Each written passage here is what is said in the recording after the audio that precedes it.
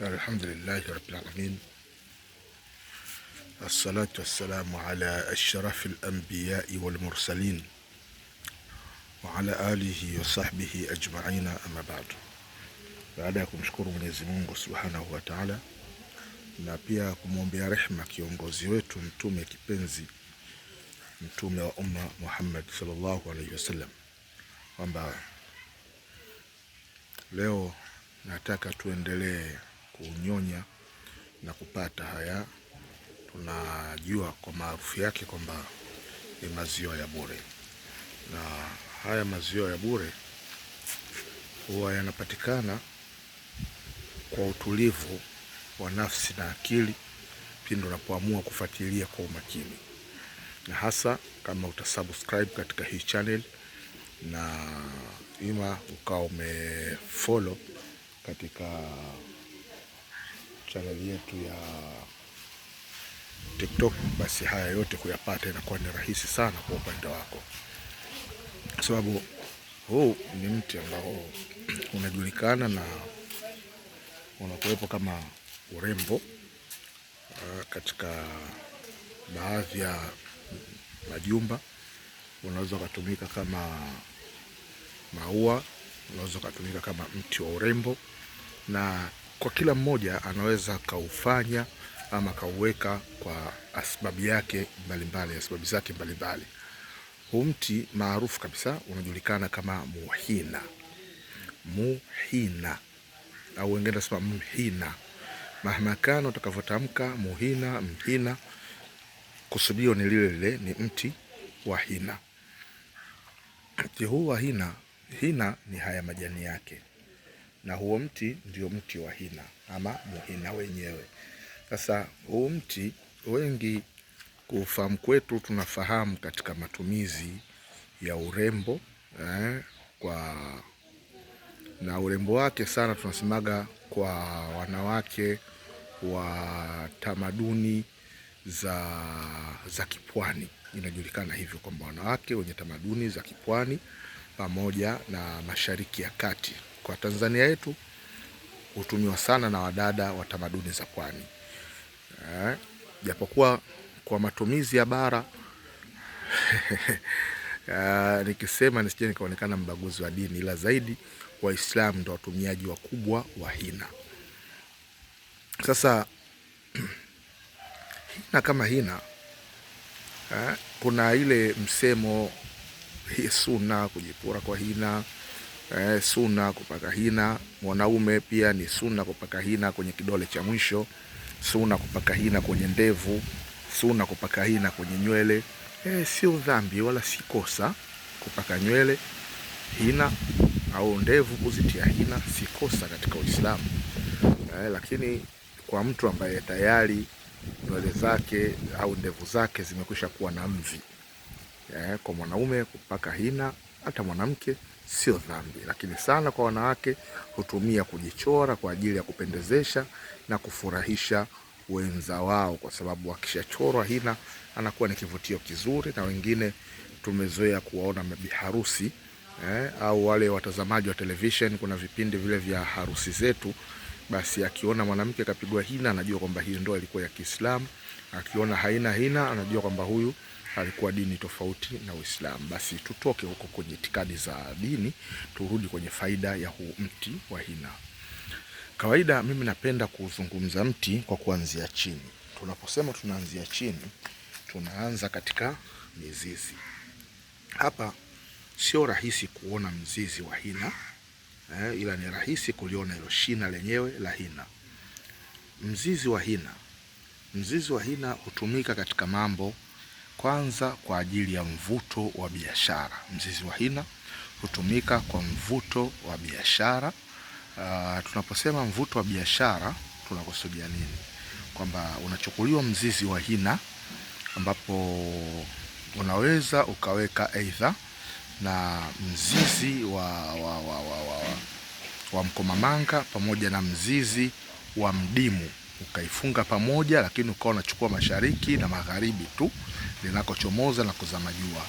Alafu hii mizizi ukaenda ukafukia katika sehemu yako ya biashara pasipo dua wala kisomo chochote. ukafukia katika sehemu zako za biashara. Lakini jinsi ya kufukia, itakulazimika ukachukue mchanga wa sokoni au mchanga wa njia panda inayopitwa na watu wengi. Ule mchanga ndio utakaokuja kufukia katika sehemu unayofukia. Kwa maana pale utakapochimba utaweka hiyo mizizi, alafu utafukia kwa mchanga uliouhamisha kutoka sehemu nyingine na kuuleta katika sehemu yako. Hapo biashara kwa idhini ya Mungu itakuwa ni bamba, mambo yatakuwa murwa, burudani, furaha. Utoweza kuamini katika kile utakachokuwa ukikiona kwa furaha na faida mbalimbali ambazo utakazokuwa ukiziona wewe mwenyewe kwa nafsi yako, kwa sababu linakuwa sio jambo la kuhadithiwa kusema labda unasubiri simulizi, hasha. Na tukitoka kwenye hiyo mizizi tunakuja katika mti wenyewe ama shina, au tunaweza tukasema magome yatokanayo na mhina. Magome yatokanayo na mhina unaweza ukachanganya na magome ya mkwaju kwa ajili ya kuweka nguvu ya dhakari ya mtu ambaye imekuwa lege laini. Kwa kama dhakari inakuwa inasimama kiudhaifu, basi utachukua magome ama mabanzi kutoka kwenye mti wa mhina, juu kidogo ya shina, au kama unavyoona hapa huu mti ulikatwa. Baada ya kukatwa, nafikiri unaona, basi vile vibanzi ambavyo vinakuwa vimebanguliwa, vibanzi vile vinachongwa, ndio vinachanganywa na magome ya huo mkwaju pamoja na magome ya mpera. Unasaga pamoja, unatwanga unga wake. Ule unga wake ndio utakaokuwa unatumia kwa kuweka kwenye mafuta kidogo na kunywea katika uji. Inshallah, kwa idhini ya Mungu, dhakari yako itakuwa na nguvu. Hata kama umri ulikuwa nasema sijui jigo au goeji, mtajua wenyewe katika lugha ya kigeni, mimi sipo sana, basi majibu mazuri utayapata ndani ya siku 11 inshallah biidhnillahi karim. Sasa unatoka unakuja kwenye vijiti ama vitawi. Hivi vitawi vya mhina hutumika sana kwa ajili ya kalamu kwa maana ya kuchongwa mfano wa penseli, alafu inatumika kuchovya kwenye zafarani na kuandikia makombe mbalimbali, na hasa katika masala ya kuondosha nuksi, mikosi, pamoja na kuongeza mvuto na kurejesha nyota kwa watu waliochukuliwa nyota. Pia hata kwa kuondosha maradhi, lakini yasiyokuwa maradhi ya kijini. Ni mujarab. Kwa maradhi ya kijini, basi kuna fimbo zake ama kuna stiki zake za kuandikia. Ukiendelea kufuatilia darasa zetu, kadri tunapokuwa tunazungumza habari za miti kama hivi, basi unakuwa unapata kuongeza chochote katika maarifa yako ziada. Alhamdulillah, mashallah. Tunatoka sasa kwenye hivyo vijiti, tunakuja kwenye hina yenyewe ambayo ni majani. Hina yenyewe ambayo ni majani yake haya majani ya hina hutumika maarufu kama urembo, kwa ajili ya kunakshi mwili wa mwanamke uonekane katika mvuto fulani wenye kumpendeza na kumchanganya akili mwanaume au mume ambaye atakuwa yupo kwenye mahusiano naye. Inakuwa ni sehemu kubwa ya faida kubwa, na mtu anapendeza kisawasawa, alhamdulillah. Kwa sababu kuna vingine sio vya kuhadithiwa, umeona mwenyewe kwa macho yako. Sasa mbali na hayo, majani ya hina sasa, katika kitu ambacho huenda laala ulikuwa hujui, majani ya hina unayakausha bila kuyaanika juani, alafu unayasaga ama unatwanga, unapata unga wa majani haya. Kisha unachukua mizizi ya mtopetope, unachemsha pamoja, na unaweza ukachukua pia mzizi wa mtopetope, unaweza ukachukua ukatwanga ukapata unga wake mahmakana, ukachanganya mzizi wa mtopetope na majani ya hina kwa ajili ya kuyeyusha ama kuondoa matatizo ya uvimbe, PID, ovarian cyst, matatizo ya machango, pamoja na kusafisha na kufungua kizazi kwa watu wanaoteseka na maradhi ya uzazi, kwa sababu wengi katika wanawake wanateseka sana suala la uzazi, na bahati mbaya wamekuwa wakinyweshwa madawa ya machango, lakini wakati wanakunywa dawa za chango, mtu anakuwa anakunywa dawa ya chango lakini mimba bado hashiki. Sasa tatizo ni nini? Sio kila mwanamke anayeteseka uzazi kwamba anasumbuliwa na chango. Kuna wengine wanakuwa wana vifungo mbalimbali vya maradhi ya kichawi, wengine wanakuwa wana matatizo aidha ya bawasiri, wengine wanakuwa na matatizo yao binafsi kwa namna yoyote ile ambayo inakuwa ni asbabi kama hivyo tumesema ovarian cyst, UTI sugu, kuna PID. Hivi vyote ni katika vitu ambavyo vinasababisha kuto kushika kwa mimba mwanamke.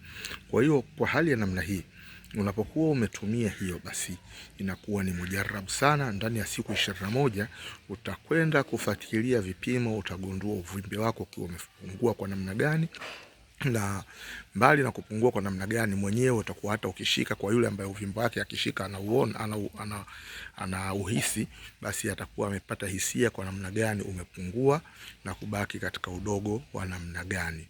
Kwa yule ambaye huwa anakuwa hashiki ujauzito, basi hatopita kurui 3 kwa maana ya hedhi 3. Lakini kama ni yule ambaye anakuwa haendi kabisa hedhi au hedhi haina mpangilio, itamsaidia kumleta kwenye hedhi ya mpangilio, na akidili na tarehe nzuri za ushikaji wa mimba ile 11 mpaka 18, kwa idhini ya Mungu mtoto atampata. Japokuwa nasema kwa mtu ambaye hajawahi kabisa kushika, au kwa mtu aliyekaa over 10 years, Kiingereza kwa msisitizo kidogo, sijamkanijua mimi Maimuna kabisa, kwa sababu nasemaga sitaki kuongea Kiingereza kimo kwa mbali. Basi